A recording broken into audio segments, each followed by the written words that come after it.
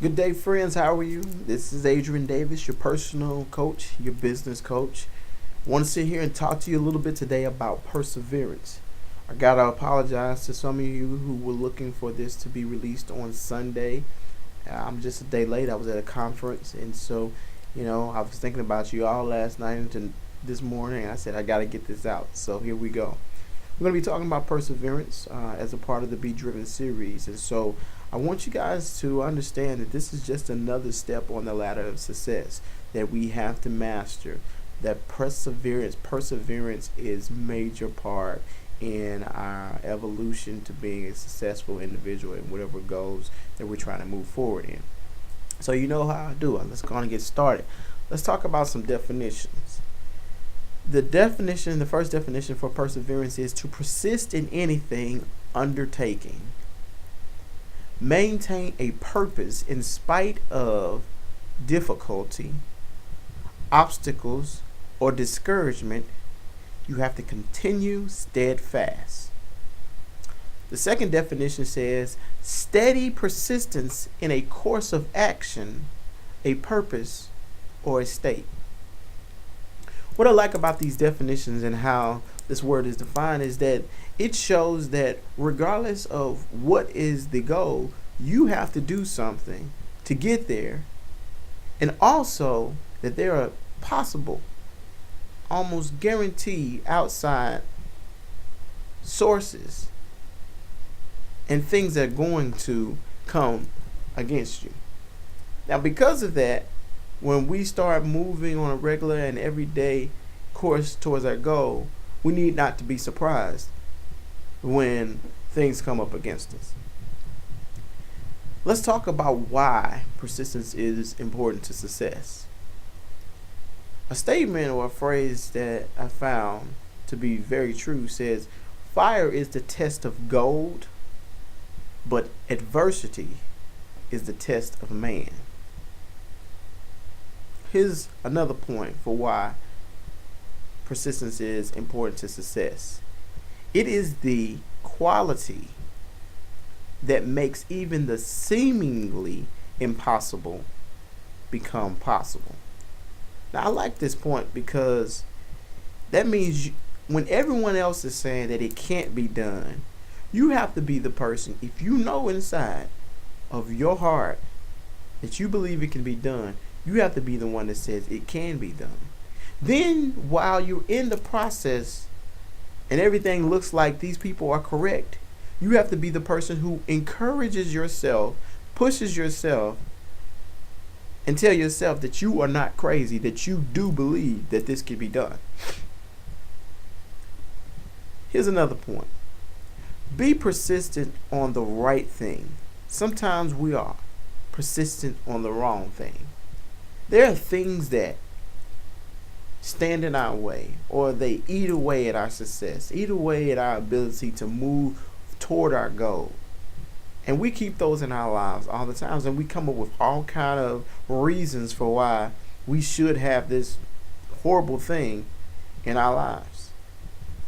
And because of it, that is one of those things that we persist that keeps us from moving forward, from elevating, from graduating to where we want to be.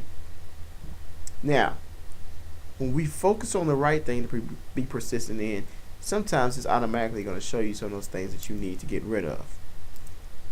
Motivation is a key part in being persistent. Motivation plays a major part in persistence because if you're not motivated to achieve something, you're most likely to drop the pursuit halfway. If you feel that nothing can stop you from your success and it will come to you eventually with hard work, then it will. So you have to put this in your mind. You have to be motivated. You have to understand that if I say it can be done, and I'm not dreaming up something that's wildly crazy outside, it's just, fictional thing, and you believe hard enough, and you work hard enough, and you don't give up, this will come to you. So here I go. I want to tell you about a story. It's about a young lady. She was around junior high age, and she knew what she had in her. And what she had to do is prove to the people who were working with the casting of the school play that she was good enough for the part that she wanted. So she gets up one day and she's going to the auditions and she's practiced and she says her lines and she on stage and she's moving forward. And of course, they give the clap. We appreciate you coming. You're very brave. You know, all the things they're supposed to say. But when it was time for them to go to the wall to see if they actually made the specific part that they went out for, they realized then if they were picked or not. But then they also realized another thing, that if you were not picked for the particular part that you auditioned for, you automatically became mice. Now, I don't know the story very well, but I realized that the mice were not people that wasn't a position that everybody was trying out for. So this young lady goes up there and she looks for her name and she doesn't see her name under the fairy godmother. And she's okay with it because she knows what she has inside of her. So then one of the school teachers or the advisors said to her, "You did an awesome job. I just wish you would have projected a little bit more. If you ever get another opportunity, make sure you project."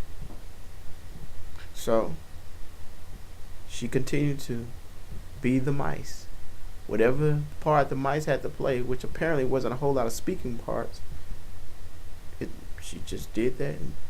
And in speaking to her, she said, "I was the best mice that I could be." And I said, that is awesome.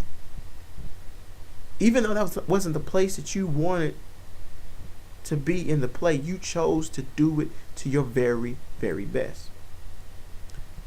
So something happened. The lead person of the play gets sick or has other obligations, whatever. They can't fulfill the role of Cinderella. So they say, well, you know what, mice? We're going to give all of you guys another opportunity to audition. And what's in the back of this young lady's head is the motivation that she has, as well as the coaching and motivation of one of the teachers or faculty member who said, all you need to do is project what you have in you.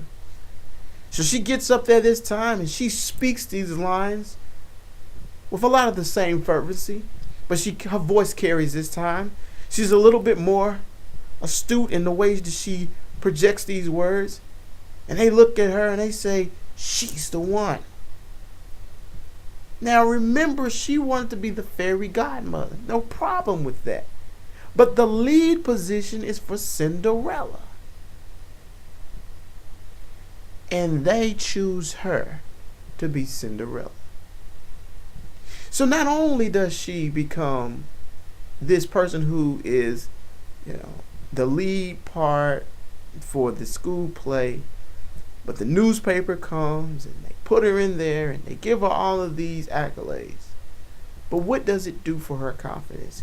It shows her that whatever she had inside of her, if she believed in it enough, it can come out.